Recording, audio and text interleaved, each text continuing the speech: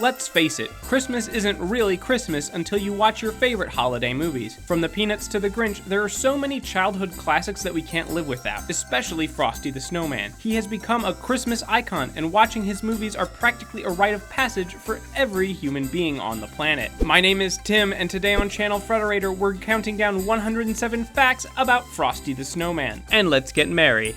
Number 1. The song Frosty the Snowman was first recorded in 1950 by Gene Autry. It reached number 4 on the Hot Country Singles chart and number 7 on the Billboard Pop charts. Number 2. Autry was already famous for singing the hit Rudolph the Red-Nosed Reindeer the year before, which sold 2 million records. Rudolph the Red-Nosed Reindeer guided Santa's sleigh and also Autry's music career. Number 3. The song was written by Stephen Edward Nelson and Walter Jack Rollins in hope of capitalizing on Rudolph's earlier success. Number 4. Many other musicians went on to record Frosty the Snowman, including Perry Como, Nat King Cole, and Ella Fitzgerald. Number 5. Following the success of the song, a Frosty comic series was established. It was published by Dell Comics, and a new issue came out each year until the early 1960s. Number 6. The first issue of the comic had Frosty judging the children's snowmen. He brings the snow people to life with his magic hat so everyone can see each sculptor's abilities. Things go terribly wrong when one bratty child's snowman comes to life and turns on its creator. So wait a minute, Frosty used child labor to create an army of living snowmen? That sounds like a cartoon conspiracy. Number 7. The Frosty the Snowman Little Golden Book was adapted by Annie North Bedford in 1951. Annie North Bedford was a pseudonym used by a creator of Golden's staff and an inside joke referring to the company's location in Los Angeles on North Bedford Avenue. Number 8. Rudolph wouldn't get his own Little Golden Book until 1958. Number 9. Sears featured the Frosty pull toy on the cover of its 1951 catalog. They even called Frosty the most lovable fellow since Santa Claus. Number 10. The Frosty comic and Golden Book designs were based on artwork from the original sheet music. Number 11. When Frosty's publisher, Hill and Range, wanted to grow his fame, they decided to standardize his image across all of his official merchandise. The image would eventually be replaced with his design from the 1969 animated special that we all know and love. Number 12. To keep the Frosty craze going, Hill and Range sought to expand the Frosty universe by buying the rights to the song Susie Snowflake. While successful, the song never reached Frosty levels of popularity. Sorry, Susie, there's only room at the top for one snow creature. Number 13. The classic Frosty the Snowman character from the 1969 special wasn't the first animated adaptation of the popular song.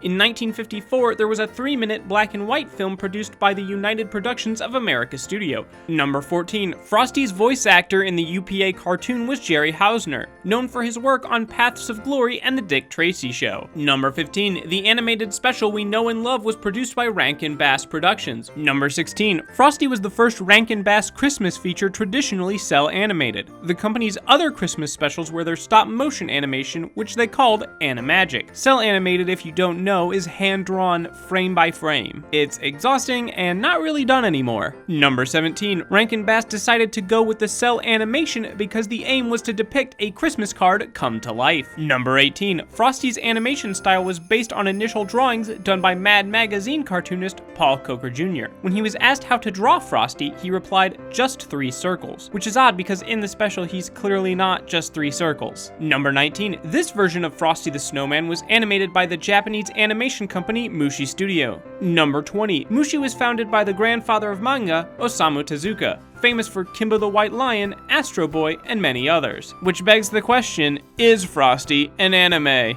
Don't leave a flame war in the comments though, it will melt Frosty. Number 21. Frosty the Snowman's animation supervisor, Steve Nakagawa, also worked on Hanna-Barbera's Scooby-Doo and The Flintstones. Number 22. It was written by Romeo Moeller. Moeller wrote many other Rankin Bass Christmas movies, including Rudolph the Red-Nosed Reindeer, Santa Claus is Comin' to Town, and Little Drummer Boy. Number 23. Despite the story taking place on Christmas Eve, the kids are shown attending school in the beginning. I'm starting to suspect that the story of Frosty takes some artistic liberties. Number 24. The animated feature first aired on the CBS network on December 7th, 1969. It continues to air on CBS to this day. Number 25. When Frosty and the other snow people come to life, they always say, "Happy birthday."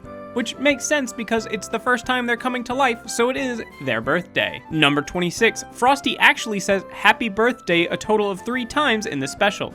He's technically correct every time since the entire cartoon takes place over the course of one day. Number 27. The special features the evil magician Professor Hinkle, who discards a silk hat that brings the children's snowman to life. After seeing the magic it holds, he decides he wants it back, but Hocus Pocus, the magician's rabbit, steals it back for them, and it's up to the kids to outrun Hinkle and the heat to keep Frosty alive. Which, when you pitch it that way, it sounds a lot more like the movie Speed and a lot less like a heartwarming Christmas special. Number 28. If you're wondering why they went with a silk top hat, well, they were popular with magicians at the time. And what could be more magical than bringing a snowman to life than a magician's hat? Number 29 is a last-minute submission for most obvious fact of the year. Frosty has two major weaknesses: warm weather and losing his hat. Actually, as an ice type, he has a couple of other weaknesses, including fighting and rock types. Number 30. Santa made Professor Hinkle write, "I am very sorry for what I did to Frosty" 100 zillion times. Number 31. In this 1969 version of Frosty, stand-up comedian Jackie Vernon voiced Frosty, which is ironic considering in his act he typically delivered jokes in a deadpan style. Frosty isn't really a deadpan kind of guy. Number 32. Voice actor veteran June Foray of Looney Tunes and Rocky and Bullwinkle fame originally voiced the children in the Frosty cast, but after 1970, her parts were redubbed by real children. You can still hear her voice in the additional dialogue, though. Number 33. Like Foray, voice actor Paul Frees had various roles throughout the Frosty specials: Santa Claus, Jack Frost, Winterbolt, and more. And like Foray, he also did voice work in Rocky and Bullwinkle as Rocky's arch-nemesis, Boris Badenov.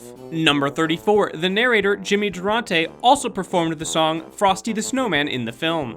Number 35. The whole cartoon was made with a very small crew. There were only 5 voice actors and 3 animators, along with a few other crew members. Number 36. It's implied in the special that one could get from the United States to the North Pole using only a series of train rides, and that train ride would cost $3,000.04. Bypassing that you can't get to the North Pole by train, adjusted for inflation, that trip would cost you $19,442.06 today. Number 37. According to the narrator, because Frosty is made of snow, he is the fastest belly whopper in the world. If you're wondering what belly whopping is, it's the act of taking a sled, getting a running start, and diving onto it. Frosty dives on his own stomach, and he doesn't take a running start, and he is still the fastest in the world. So that says something. Number 38. Frosty is surprisingly smart. The minute he's brought to life, he has fully developed language skills and rudimentary knowledge of the world. He also understands Hocus and his gestures perfectly. But also Frosty can't count to 10. So there's that. Number 39. When aired on TV, multiple scenes are cut from the original short so it can fit into a typical broadcast time slot. My family and I watched this on DVD, so I don't actually know which of the scenes are cut because I see the full thing. What part of Frosty's backstory don't TV viewers get? Number 40. The original TV special is the only iteration that is explicitly about Christmas and has an appearance from Santa Claus. Number 41. In 1969, Frosty was popular enough to warrant a sequel, but the follow-up, Frosty's Winter Wonderland, wouldn't air until December 2nd, 1976, 7 years later. Number 42. In total, there were 4 Frosty sequels: Frosty's Winter Wonderland, Rudolph and Frosty's Christmas in July, Frosty Returns, and The Legend of Frosty the Snowman. Number 43. Frosty's Winter Wonderland first aired on CBS, but the rights are owned by Warner Brothers Television Distribution. Warner Brothers now licenses it to ABC Family. Number 44. In the original Frosty special, he only wore a top hat and corncob pipe. In the following films, excluding Frosty Returns, Frosty also sports a scarf. As he spent more time alive, he better learned how to accessorize. Number 45. All of the Frosty movies were 2D animated except for Rudolph and Frosty's Christmas in July, which is stop motion, or as Rankin Bass would insist, animagic. Number 46. In Frosty's Winter Wonderland, after returning to his hometown, Frosty is feeling lonely, so the children build him a Snow White named Crystal. With a little Christmas magic, Crystal comes to life. Number 47. Unlike Frosty himself, his wife doesn't need an article of clothing to come to life. Crystal is brought to life by a gesture of love from Frosty, who makes a flower bouquet out of snow and places it in her hand. So it's not an article of clothing, but it is kind of a prop. Number 48. Although Frosty talks about returning to his friends in Frosty's Winter Wonderland, the only character that returned from the original was the policeman. The new cast of children are not the same. Number 49. Andy Griffith, the narrator of Frosty's Winter Wonderland, performed the song Frosty the Snowman and was no stranger to music. He regularly demonstrated his musical talent on The Andy Griffith Show. An aptly named show at that. Number 50. Jack Frost is the villain in Frosty's Winter Wonderland. He's a bully who wants to stop Frosty and Crystal's love. In Jack's own special, he just wants to be human because he falls in love. So maybe he was just jealous of what Frosty and Crystal had going. Number 51. Winter Wonderland, the song featured in Frosty's Winter Wonderland, was actually created years earlier in 1934 by Felix Bernard and Richard B. Smith. Number 52. Just like Warner Bros. Owns and licenses Winter Wonderland to ABC, DreamWorks now owns the original Frosty and licenses it to CBS. That's why you never see the first two specials on the same network in America. Number 53. Rudolph and Frosty's Christmas in July was the first and only theatrical Frosty film. It was released in theaters in July 1st, 1979. Number 54. In it, Santa Claus is voiced by Mickey Rooney. Rooney also provided voice work for the Big Guy and other Rankin Bass specials, Santa Claus is Coming to Town, and The Year Without a Santa Claus. Number 55. Rudolph and Frosty's Christmas in July is the longest Frosty-related film. The special is 90 minutes long, while the rest are about 25 minutes. Number 56. Frosty's children are named Chili and Millie. They're first introduced in Rudolph and Frosty's Christmas in July. Number 57. Rudolph and Frosty's Christmas in July featured veteran Don Messick as the voice of Sam Spangles. You might not know his name, but Messick is the original voice of Scooby-Doo. Number 58. Rudolph and Frosty is the only film or special featuring Frosty that doesn't have a narrator. Number 59. Frosty's hat changes between films. In the original and Winter Wonderland, it's gray and black with a pink flower, but in Rudolph and Frosty, it's golden orange with a white flower. Number 60. In Frosty Returns, the town of Beansboro starts using new snow melting product, Summer Wheeze, to eliminate winter. It's up to Frosty and his new friends to put a stop to it, or else winter and Frosty will be gone for good. Also, there's no telling what the environmental ramifications would be of just out and out eliminating winter, but I'm pretty sure they'd be catastrophic. Number 61. Summer Wheeze was created by antagonist and corporate businessman Mr. Twitchell, whose goal was to rid the world of snow forever. He could have just gone and lived in Los Angeles. Number 62. Brian Doyle Murray, the voice of the evil Mr. Twitchell, also voiced the Flying Dutchman in SpongeBob SquarePants. Number 63. Frosty Returns was the first animated Frosty feature not to be produced by Rankin Bass. Number 64. Bill Melendez, famous for his work on the Peanuts Charlie Brown franchise, also directed it. Good grief. Number 65. John Goodman is the voice of Frosty in Frosty Returns. Number 66. Frosty's wife Crystal is voiced by Shelley Winters. Fun fact, they also worked together on the TV show Roseanne. Number 67. Elizabeth Moss voiced Holly, and later went on to portray Peggy Olson on Mad Men. Number 68. In Frosty Returns, Frosty doesn't have his iconic corncob pipe. References to his pipe were also removed from the song lyrics, likely due to TV censorship changes in the 90s, which classified smoking as inappropriate for a family film. Which is odd because Frosty never smoked his pipe for the obvious reason of he would never be near fire. Number 69. Frosty Returns is narrated by Jonathan Winters, who has a very appropriate name for narrating a Frosty special. Number 70. Does Frosty Returns music have a familiar sound? It was mixed by Bob Casale, who also served as the music production engineer on Rugrats. Number 71. Another wardrobe change. In Frosty Returns, instead of his scarf, Frosty wears a bow tie. He's been watching a lot of Doctor Who. Number 72. Holly's mother is voiced by SNL alum and voice of Apu's wife on The Simpsons, Jan Hooks. Number 73. Andrea Martin provided her voice for Miss Carbuncle. She also voiced Jimmy Neutron's Ms. Fowl, Kim Possible's Mrs. Stoppable, and Rugrats' Aunt Miriam. Number 74. Frosty Returns composer Mark Mothersbaugh also composed the Lego Movie, Regular Show, and Hotel Transylvania 2. Number 75. In Frosty Returns, he doesn't need his hat to remain living. Number 76. Lorne Michaels was the executive producer on Frosty Returns. He's also the executive producer of Saturday Night Live, which you might have heard of. Number 77. Frosty's fourth voice actor was Bill Fagerbakke, who also voiced Patrick Star in SpongeBob SquarePants. Number 78. Fagerbakke isn't the only SpongeBob voice actor in this Frosty special. SpongeBob SquarePants himself, Tom Kenny, provided the voice of Mr. Tinkerton. Number 79. Despite being an official sequel, the 2005 Legend of Frosty the Snowman has a vastly different origin for Frosty than the original 1969 version. Instead, Frosty is built and brought to life by Professor Hinkle's son. Number 80. Frosty also visits a small town called Evergreen, where everyone lives exactly by the mayor's rules with no room for having fun.